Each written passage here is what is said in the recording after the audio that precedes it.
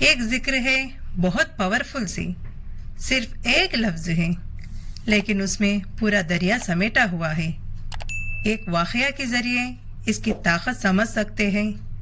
امام احمد بن حنبل سفر میں تھے، رات کو ایک بستی میں پہنچے، گھر والوں سے اجازت لینے لگے۔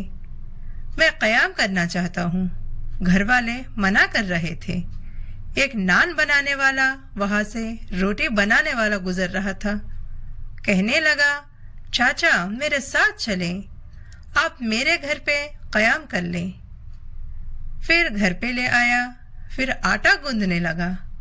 آٹا گوندتا ہوا پڑ رہا تھا، استغفر اللہ استغفر اللہ استغفر اللہ۔ امام احمد بن حنبل دیکھنے لگے اور اس سے پوچھا کہ کبھی اس ذکر نے تجھے فائدہ پہنچایا ہے؟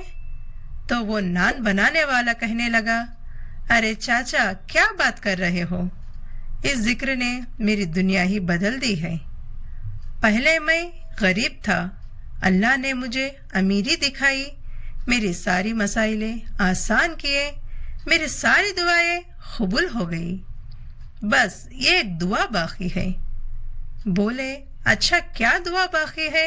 کہنے لگے میں اللہ سے کہتا ہوں، میں نے سنا ہے احمد بن حنبل بڑے بزرگ ہیں، میں نے اللہ سے کہا ہے کہ اللہ کبھی مجھے ان سے ملا دے۔ احمد بن حنبل رونے لگے اور اسے کہا کہ میں ہی احمد بن حنبل ہوں، اور مجھے یہ احساس ہو رہا تھا کہ میں گھسیٹ کر تجھ تک پہنچ رہا ہوں۔ ماشاء اللہ۔ اس نے انہیں بوسہ لیا، چوم لیا اور کہا کہ دیکھیے یہ کمال ہے اس توبہ اور استغفار کا۔ استغفر اللہ کیا ہے؟